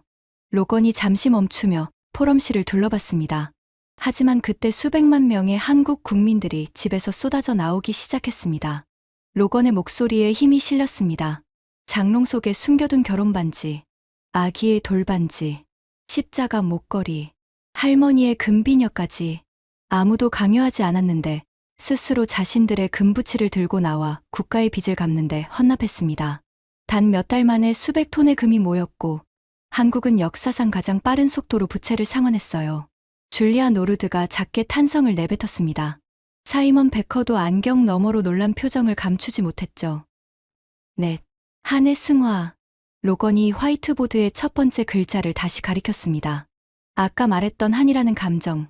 수많은 외침과 수탈 속에서 끓어오르는 억울함과 슬픔의 용광로. 하지만 한국인들은 이 거대한 에너지를 폭동이나 전쟁으로 낭비하지 않습니다. 로건이 주먹을 불끈 쥐었습니다. 그들은 이 지독한 한을 차갑게 식혀서 자신들을 짓밟은 자들보다 더 높이 올라가겠다는 얼음 같은 각오로 승화시킵니다. 복수의 방식이 총칼이 아니라 압도적인 성공인 거예요. 속으로 피눈물을 삼키며 밤새워 반도체를 깎고 포탄을 만들고 드라마를 찍었습니다. 성공으로 적의 숨통을 끊는 것. 그것이 한국인들이 한을 푸는 방식입니다. 그리고 마지막 5째, 섬뜩한 완결성. 로건의 목소리가 무겁게 가라앉았습니다. 한국인들은 적당한 중간 지점을 혐오합니다. 반격의 기회가 왔을 때 절대 상대를 살려두지 않아요. 로건이 손가락으로 하나씩 짚었습니다. 메모리 반도체 시장에서 일본을 어떻게 밀어냈는지, 조선업에서 유럽을 어떻게 밀어냈는지, 스마트폰 시장에서 노키아와 모토로라를 어떻게 무덤으로 보냈는지 떠올려 보십시오. 로건의 눈이 서늘하게 빛났습니다. 그들은 올인합니다. 그리고 그 올인의 끝은 항상 상대의 완벽한 퇴장입니다. 로건이 5가지를 동그라미로 감싸며 정리했습니다. 사방이 포식자에 둘러싸인 저주받은 땅, 미친 속도의 압축 성장, 위기 앞에 하나로 뭉치는 유기체적 결속, 슬픔을 가장 예리한 칼날로 바꾸는 한의 승화, 적의 숨통을 완전히 끊어버리는 섬뜩한 완결성. 로건이 마커를 내려놓으며 선언했습니다. 이 5가지 DNA가 완벽하게 톱니바퀴처럼 맞물리며 지구상 그 어떤 국가도 복제 불가능한 비대칭 전략의 괴물을 탄생시킨 겁니다. 로건이 마지막으로 우리를 한 명씩 쳐다봤습니다. 이제 아시겠습니까? 왜 제가 3명의 대통령에게 이 보고서를 올리지 못했는지. 로건이 씁쓸하게 웃었습니다. 누가 믿겠습니까? K-팝이나 추고 삼겹살이나 구워 먹는 나라가 미국의 숨통을 쥐고 있다는 걸. 포럼실에 무거운 침묵이 내려앉았습니다. 리처드 헤이를 제외한 거의 전원이 고개를 숙이거나 메모를 하거나 혹은 멍하니 화이트보드를 바라보고 있었습니다. 저는 손가락이 차가워지는 걸 느꼈습니다. 에어컨 바람 때문이 아니었습니다.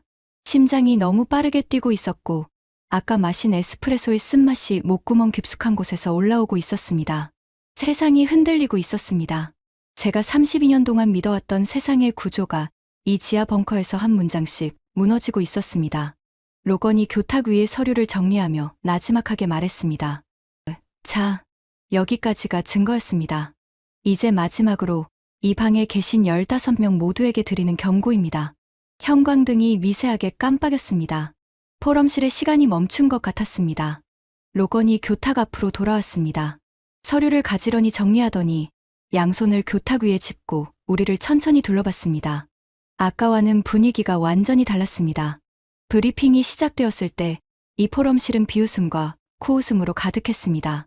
15명의 워싱턴 엘리트들은 커피를 홀짝이며 여유롭게 팔짱을 끼고 있었죠. 하지만 지금 형광등 아래 파랗게 질린 얼굴들이 일렬로 늘어서 있었습니다. 커피잔은 식어 있었고 메모지 위에는 급하게 갈겨 쓴 글씨들이 빼곡했습니다. 로건이 입을 열었습니다. 정리하겠습니다. 목소리는 낮았지만 포럼실 전체를 짓누르는 무게가 있었습니다. 첫째, 한국은 HBM이라는 반도체로 전 세계 AI 산업의 혈관을 틀어쥐었습니다. 미국의 실리콘밸리, 유럽의 데이터 센터, 중동의 국부펀드까지 지구상의 모든 AI 혁명이 한반도의 2개 공장에 의존하고 있습니다. 로건이 손가락을 하나 꺾었습니다. 둘째, K방산으로 유럽의 물리적 국경을 대체했습니다. 나토의 동쪽 최전선을 지키는 것은 이제 미국의 에이브럼스가 아니라 한국의 K2입니다. 단 한 명의 군인도 보내지 않고 8개국의 방위 체계를 자국의 생태계 안에 종속시켰습니다. 두 번째, 손가락. 셋째, 문화 콘텐츠로 전 세계 청년들의 정신을 해킹했습니다. 극장도, 출판사도, 방송국도 필요 없었어요. 스마트폰이라는 가장 은밀한 침투 경로로 인류의 감정 회로를 한국산으로 교체해버렸습니다. 로건이 세 손가락을 펼쳐 보이며 말했습니다. 경제, 군사, 정신. 이 세 가지 축이 톱니바퀴처럼 맞물리며 완성된 것이 바로 제가 삼중인질극이라고 부르는 구조입니다. 로건이 손을 내리며 한 발짝 앞으로 나왔습니다. 그리고 이 구조의 가장 무서운 점은 이겁니다. 로건의 눈이 서늘하게 가늘어졌습니다. 한국은 이 세 가지를 한 번도 무기로 사용하겠다고 위협한 적이 없습니다. 경고도, 협박도, 으름장도 없었어요. 그들은 그저 조용히, 묵묵히 자기 일을 했을 뿐입니다. 로건이 화이트보드에 세 단어를 마지막으로 가리켰습니다. 한, 인, 불도저. 칼날 위에 심장을 올려놓고 참아내며 수십 년 동안 칼을 갈았습니다. 우리가 그 칼의 존재를 깨달았을 때는 이미 칼끝이 목에 닿아 있었던 거예요. 포럼실이 묘지처럼 고요했습니다. 환기구의 바람 소리마저 멈춘 것 같았습니다. 로건이 우리를 한 명씩 쳐다보며 최후의 경고를 던졌습니다. 여기 계신 분들 중 일부는 언젠가 미국의 정책을 결정하는 자리에 앉게 될 겁니다. 그때 이것 하나만은 뼈에 새겨 두십시오. 로건의 목소리가 한 음절 한 음절 또박또박 울렸습니다. 한국이 조용하다고 해서 절대 방심하지 마십시오. 그 고요함은 굴복이 아닙니다. 당신의 목을 칠 가장 완벽한 타이밍을 재고 있는 사냥꾼의 침묵입니다. 3초간의 정적. 그리고 그 정적을 깨뜨린 것은 리처드 헤일이었습니다. 그래서 뭘 어쩌란 겁니까? 리처드가 의자를 밀치며 벌떡 일어났습니다. 테이블 위에 커피잔이 흔들리며 갈색 액체가 넘쳤습니다. 그의 얼굴은 불타 못해 자줏빛이 돌고 있었습니다. 미국은 여전히 세계 최강입니다. 국방 예산 8,860억 달러, 핵항모 11척, 글로벌 투사 능력에서 한국은 미국의 발끝에도 못 미칩니다. 리처드가 테이블을 손바닥으로 내리쳤습니다. 탕 하는 소리가 밀폐된 포럼실 안에서 총성처럼 울렸습니다. 반도체, 마이크론에 투자하면 됩니다. 방산, 납기를 줄이면 끝나는 문제예요. 문화, 넷플릭스에 돈을 더 쏟으면 그만입니다.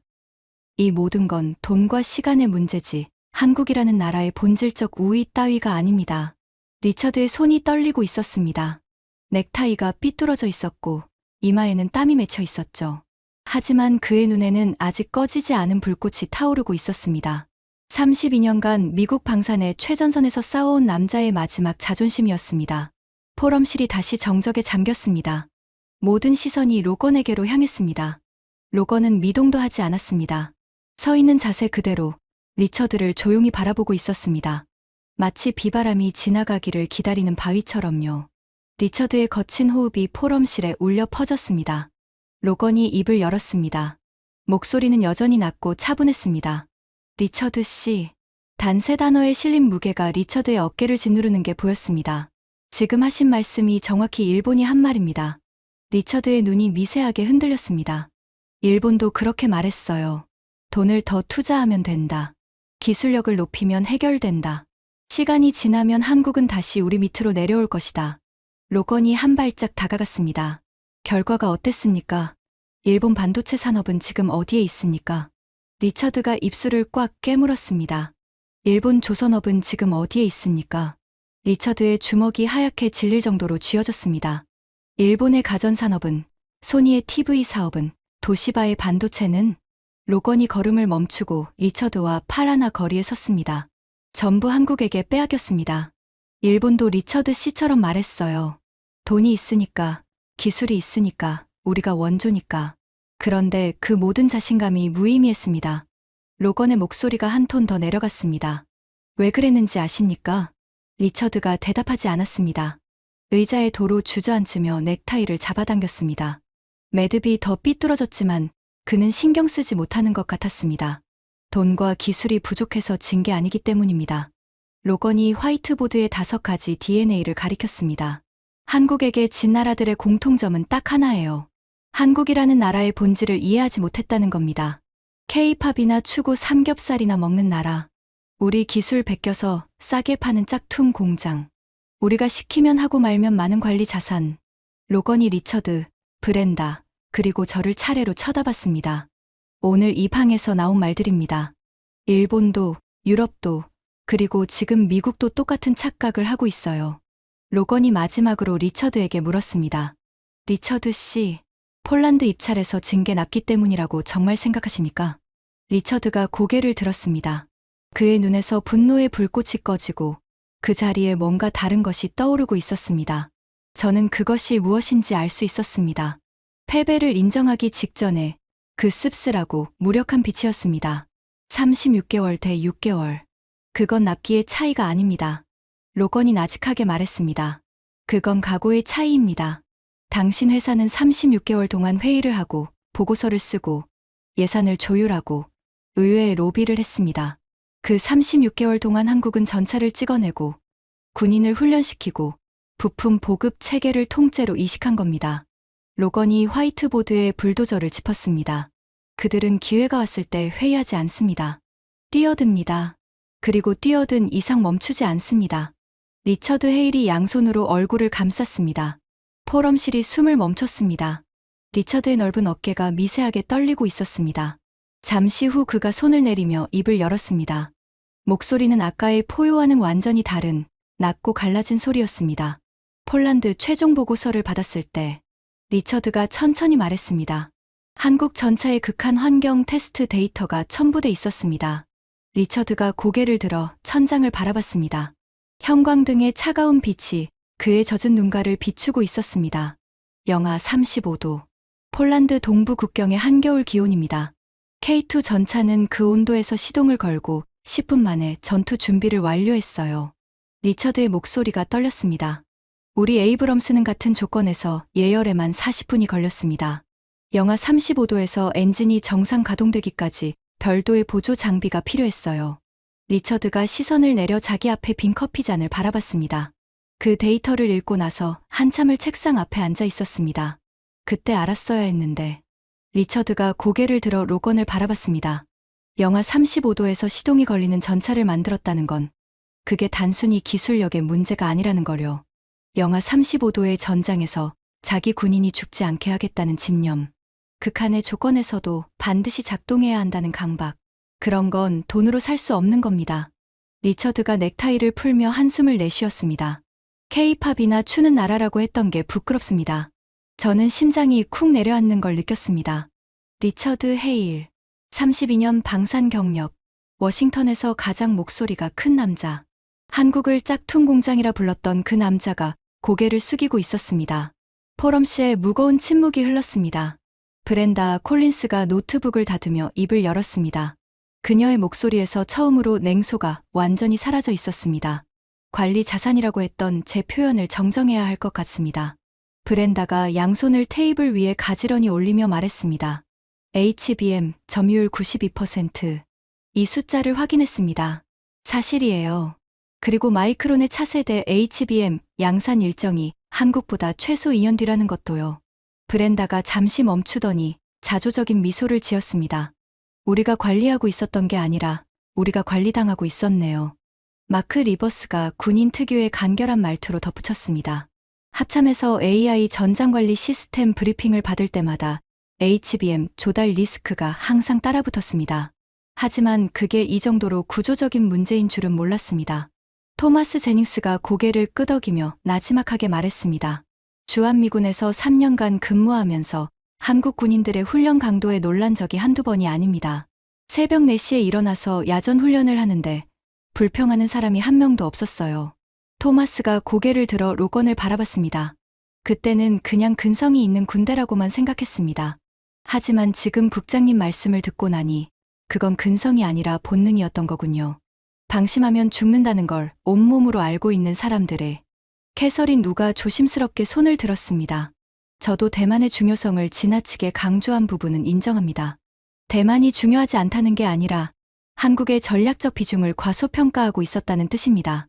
캐서린이 태블릿을 들어 보이며 말했습니다. 방금 확인해 보니 TSMC의 최첨단 패키징에도 한국산 소재와 장비가 상당 부분 들어갑니다. 대만과 한국은 경쟁자가 아니라 하나의 생태계로 묶여 있어요. 한국이 흔들리면 대만도 흔들리는 구조입니다. 사이먼 베커가 안경을 닦으며 말했습니다.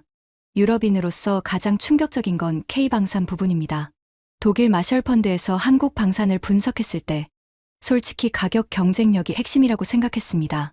하지만 가격이 아니라 속도, 그리고 속도 뒤에 숨어있는 결단력과 실행력이 본질이었던 거군요. 줄리아 노르드가 고개를 끄덕이며 덧붙였습니다.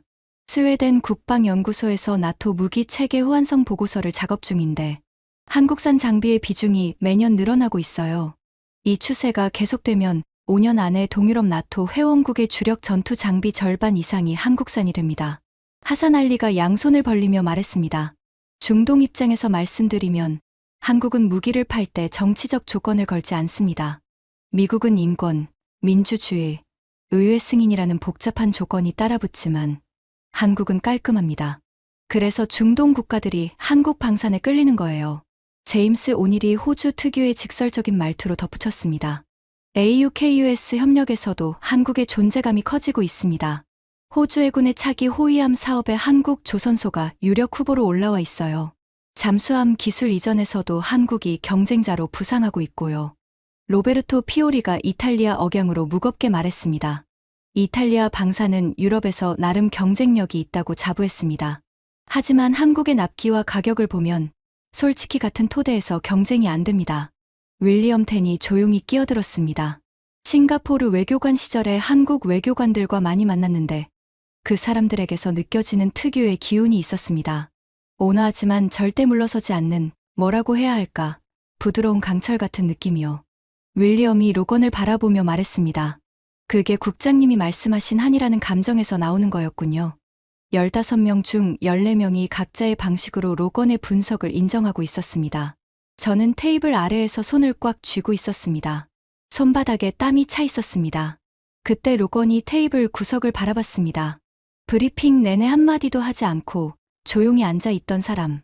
주미한 국대사관 안보 담당 참사관 박서준이었습니다. 박서준은 이 2시간 동안 메모 한 줄 하지 않았습니다. 질문도, 반박도, 동의도 없었습니다. 그저 바른 자세로 앉아 모든 것을 지켜보고 있었을 뿐이었습니다. 로건이 박서준을 향해 미세하게 고개를 끄덕였습니다. 박서준도 같은 각도로 고개를 끄덕였습니다. 그 사이에 어떤 말도 오가지 않았지만 저는 그 침묵 속에 거대한 대화가 있었다는 걸 느꼈습니다.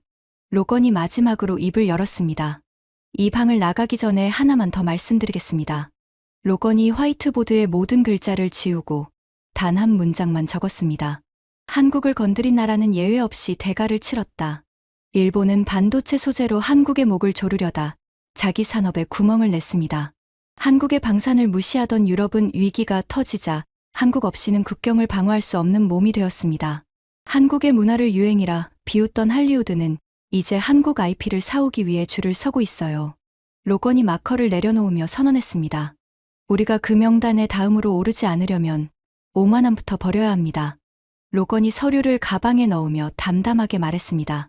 브리핑을 마치겠습니다. 감사합니다. 포럼실에 무거운 정적이 내려앉았습니다. 아무도 의자에서 일어나지 않았습니다. 아무도 폰을 꺼내지 않았습니다. 형광등의 차가운 빛 아래에서 15명의 워싱턴 엘리트들이 마치 사형 선고를 받은 사람들처럼 굳어 있었습니다. 저를 포함한 15명의 엘리트들은 한참 동안 아무도 움직이지 못했습니다. 제가 평생 믿어왔던 세상의 법칙이 이 지하 포럼실에서 2시간 만에 완전히 죽어버렸습니다. 미국이 세계를 통제하고 있다는 확신. 한국은 우리가 만들어준 무대 위에서 춤추는 나라라는 오만함. 돈과 기술과 군사력이 있으면 어떤 도전도 막아낼 수 있다는 맹신. 그 모든 것의 시체 위로 소리 없이 세상을 집어삼킨 거대한 구조의 진짜 얼굴이 떠오르고 있었습니다. 로건이 가방을 들고 문을 향해 걸어갔습니다. 리처드 헤일이 의자에서 일어서며 로건을 불렀습니다. 목소리는 아까의 포효와는 완전히 달랐습니다. 낮고 건조하고 어딘가 갈라져 있었습니다. 로건 국장님. 로건이 걸음을 멈추고 돌아봤습니다. 한 가지만 묻겠습니다. 리처드가 넥타이를 완전히 풀며 말했습니다. 셔츠 칼라 사이로 목에 땀줄기가 보였습니다. 지금이라도 늦지 않았습니까? 로건이 리처드를 한참 바라봤습니다. 그리고 처음으로 날카로움이 아닌 어떤 따뜻한 빛이 눈가에 스쳤습니다. 한국인들에게는 이런 말이 있습니다. 로건이 나직하게 말했습니다. 10번 찍어 안 넘어가는 나무 없다. 하지만 그 10번을 찍을 각오가 있는지가 문제입니다. 리처드가 고개를 끄덕였습니다. 천천히, 무겁게. 나디아 파텔이 메모를 정리하며 일어서면서 말했습니다. 오늘 브리핑은 제 7년간의 비대칭 전략 연구를 통째로 다시 쓰게 만들었습니다. 한국을 변수가 아니라 독립행위자로 재분류해야 해요. 마크 리버스가 군인답게 간결하게 말했습니다. 합참에 올릴 보고서의 프레임을 바꿔야 할 것 같습니다. 브렌다 콜린스가 노트북을 가방에 넣으며 중얼거렸습니다. 누구에게 하는 말인지 모를 혼잣말 같은 목소리였습니다. 8년 동안 한반도를 다뤘으면서 본질을 못 봤다니. 하나 둘 의자에서 일어나기 시작했습니다. 포럼실을 나서는 발걸음들이 들어올 때와는 확연히 달랐습니다. 2시간 전에는 커피잔을 들고 웃으며 걸어 들어왔지만 지금은 누구도 웃지 않았습니다. 저는 가장 마지막까지 자리에 앉아 있었습니다. 박서준 참사관이 서류를 정리하며 의자에서 일어났습니다. 2시간 내내 한마디도 하지 않았던 그 사람이 포럼실 문을 향해 걸어갔습니다. 문 앞에서 저와 눈이 마주쳤습니다. 박서준은 미소를 짓지 않았습니다. 비웃지도 의기양양해하지도 않았습니다. 그저 가볍게 고개만 끄덕였습니다. 아주 짧게 절제된 동작으로. 그 인사가 오히려 더 소름 돋았습니다. 승리를 떠벌리지 않는 사람, 이겼다는 사실을 상대에게 확인시켜 주지 않는 사람, 그저 조용히 고개만 끄덕이고 사라지는 사람. 로건이 말했던 그대로였습니다. 그들은 절대 먼저 이빨을 드러내지 않는다. 저는 텅 빈 포럼실에 혼자 앉아 화이트보드를 바라봤습니다. 로건이 적었던 글씨는 이미 지워졌지만 마지막에 적은 한 문장의 흔적이 희미하게 남아 있었습니다. 한국을 건드린 나라는 예외 없이 대가를 치렀다. 저는 한참 동안 그 자리에 앉아 있었습니다.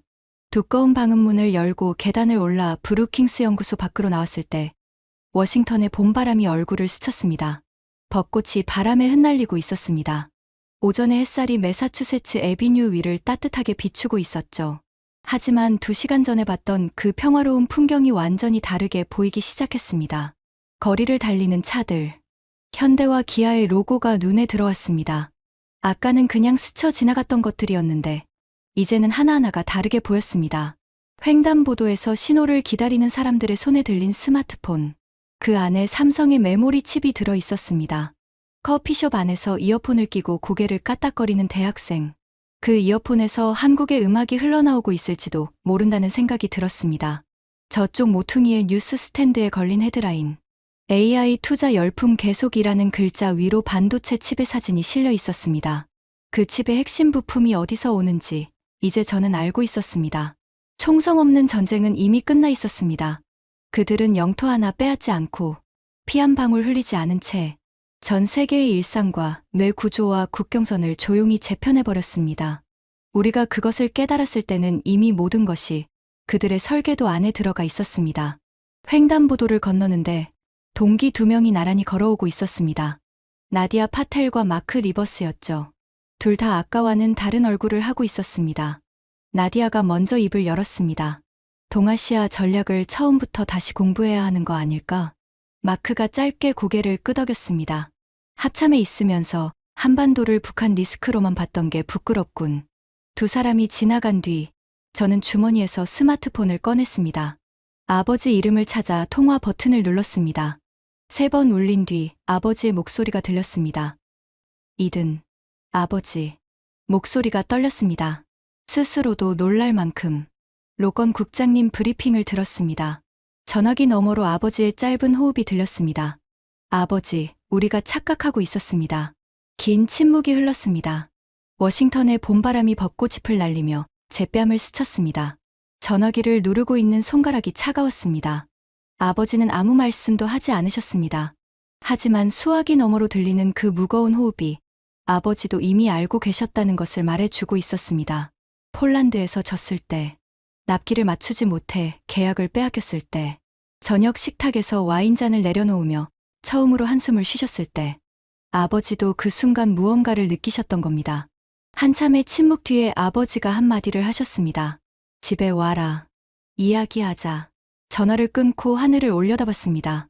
워싱턴의 파란 하늘 위로 비행운이 하나 그어져 있었습니다.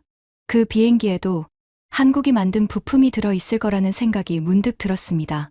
저는 이제야 깨달았습니다. 세상에서 가장 무서운 존재는 덩치가 크고 이빨이 날카로운 포식자가 아닙니다. 으르렁거리며 힘자랑을 하는 사자가 아닙니다. 진짜 무서운 존재는 자신이 사냥꾼이라는 사실조차 숨긴 채 상대의 심장부에 가장 깊숙이 뿌리를 내리는 조용한 포식자입니다. 강대국들이 서로의 신경을 긁어대며 힘자랑을 할 때 그들은 고개를 숙이고 조용히 칼을 갈았습니다. 강대국들이 방심하며 가장 깊숙한 안방의 문을 열어줄 때까지 뼈를 깎는 인내로 버텨냈습니다. 마침내 강대국들이 스스로 HBM이라는 칩에 목숨을 걸고 K방산이라는 무기의 국경을 막히며 한국이 만든 화면 속에 영혼을 빼앗기는 순간 그들은 조용히 문을 잠가 버렸습니다. 빠져나갈 구멍은 없습니다. 우리가 스스로 그들이 설계한 완벽한 구조 안으로 걸어 들어간 것이니까요. 데니얼 로건의 마지막 경고가 귓가에 차갑게 맴돌았습니다. 한국이 조용하다고 약한 것이 아닙니다. 그들은 절대 먼저 물지 않습니다. 하지만 한 번 선을 넘는 순간 돌아갈 길은 영원히 지워집니다. 그리고 그 조용한 포식자의 이름은 대한민국입니다. 지금까지 전직 백악관 NSC 정보관의 비공개 브리핑을 참관한 이든 머서의 충격적인 고백이었습니다. 아무도 믿어주지 않을 때 텅 빈 연구실에서 밤을 지새운 사람들이 있었습니다. 모두가 비웃을 때 묵묵히 칼을 갈았고 조용히 실패를 반복했고 그리고 마침내 세계의 숨통을 쥐었습니다. 이 이야기가 더 많은 분들에게 닿아야 한다고 생각하신다면 지금 영상을 공유해 주십시오. 가슴이 뜨거워지셨다면 댓글에 긍지 2글자만 남겨주십시오. 구독과 좋아요는 대한민국의 진짜 이야기를 세상에 알리는 힘이 됩니다. 지금까지 감동테라였습니다. 감사합니다.